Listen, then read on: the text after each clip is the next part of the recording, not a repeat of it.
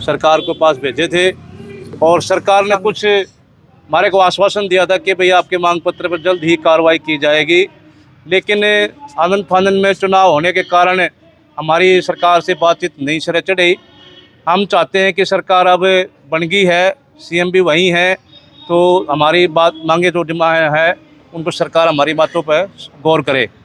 तो हमारा आज जो प्रोग्राम है इसके निर्णय लेने का प्रोग्राम है कि हम आगे सरकार से क्या चाहते हैं। सभी से पहले हम ये चाहेंगे कि सरकार बातचीत द्वारा हमारे को बुलाए और जो हमारे को उन्होंने आश्वासन दिया था उन आश्वासन के हिसाब से हमारे से बातचीत करके हमारी डिमांडों का समाधान करे। इसमें हमारी मुख्य मांगे हैं कि हमारा काफ़ी सालों से लटका हुआ स्केल का केस है, जैसे हमें सरकार 2400 स्केल पर लटकाए बैठी है, कर नहीं रही है। दूसरी हमारी डिमांड है कि सभी कर्मचारियों को समान काम समान वेतन मिले, चाहे वो एचकेआरएन का है, चाहे वो टर्म एंड कंडीशन का है या पंचायत में लगा हुआ कर्मचारी है। तीसरा हमारा है कि सभी कर्मचारियों को, जैसे सरकार ने भी पीछे से घोषणा करी है कि 2-3 डिपार्टमेंटों में 30 लाख का इंश्योरेंस था कर्मचारी के लिए, वो 30 को बढ़ा करके 50 लाख किया है। हम चाहते हैं कि सभी डिपार्टमेंटों में वो सुविधा लागू की जाए।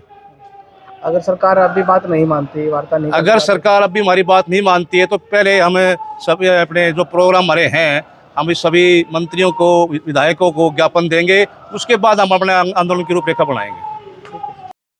मैं Sandal Singh Rana, PWD mechanical worker union, registered number 41, मुख्यालय चरखी दादरी, संबंधित हरियाणा संयुक्त कर्मचारी संघ। आज हमारी राज्य कार्यकारिणी की हमने जो मीटिंग बुलाई है, इस मीटिंग में हमारा एक अहम मुद्दा है कि तो हमने 8 महीने पहले, आज जो मौजूदा मुख्यमंत्री हैं वो पूर्व में भी मुख्यमंत्री थे, उनसे हमने 2 बार मांग पत्र दिया था। उन्होंने एक आश्वासन दिलाया था कि भी आपको जल्दी ही हम अपनी आपको बातचीत के लिए बुलाएंगे। जिन्होंने एक एचकेआरएन पे उन्होंने हमें आश्वासन दिया था कि भी उनकी सुरक्षा जॉब करेंगे हम। उनकी सुरक्षा जॉब में जो अड़ंगे अड़े हुए हैं वो आज भी अड़ंगे ऐसी चीज़ अड़े हुए हैं कि उन्होंने 5 साल का एक बीच में एक लाइन लिखवा दी कि जिसको 5 साल एचकेआरएन पे हो गए। एचकेआरएन पे तो 5 साल किसी को नहीं हुए, क्योंकि वो पहले ठेकेदार के पास कर्मचारी थे, उनका एक्सपीरियंस जुड़वाया जाए उसमें। क्या किसी को जो सीनियर थे उनको तो वंचित कर दिया, और जो जूनियर थे या किसी अधिकारी के चहेते थे या किसी की सिफारिश थी वो तो अपने 15-15 साल का एक्सपीरियंस जुड़वा गए, परंतु जो सीनियर कर्मचारी जिसकी कोई सिफारिश नहीं थी वो आदमी आज भी पेंडिंग पड़ा है। उसके लिए भी हमारी मांग थी, तो उन्होंने हमें आश्वासन दिलाया था कि मैं सबको एक समान करूंगा, तो परंतु उन्होंने एक समान अभी तक तो कोई नहीं हुआ। कि हम ये चाहते हैं कि सबका एक समान वेतन मानो, चाहे वो पंचायत के अंडर लगा हुआ हो, चाहे टर्म कंडीशन पे हो, और या वो एचकेआरएन में हो, उन सब का समान वेतन होना चाहिए कैटेगरी के हिसाब से। जैसे 4 का है, 3 का है, उनका अलग अलग स्केल है जी।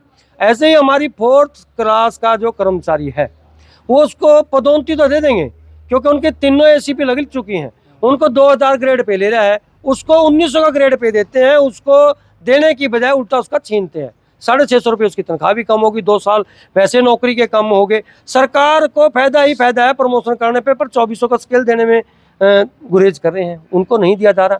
एलटीसी का मुद्दा था, जो अभी एलटीसी की हमने शिकायत भी की थी रिटर्न रूम में, मुख्यमंत्री जी को भी शिकायत की, कमिश्नर साहब को भी शिकायत करी, जन स्वास्थ्य विभाग में है, पब्लिक हेल्थ में है, सिंचाई विभाग में, कि इनको सीनियर आदमी को तो नहीं मिली एलटीसी। और जो 2022 में जो कर्मचारी रिटायर होकर के चला गया उस कर्मचारी को एलटीसी नहीं मिली।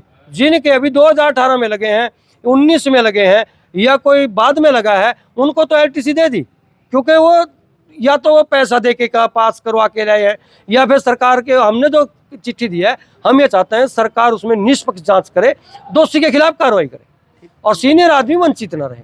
देखो, जो आदमी 2 रिटायर होकर चला गया 2 साल से, उसका एलटीसी का भुगतान नहीं हुआ। अभी सरकार ने जो चिट्ठी जारी की है उसके लिए भी बजट रिलीज करे, जिससे सभी कर्मचारियों को मिल सके।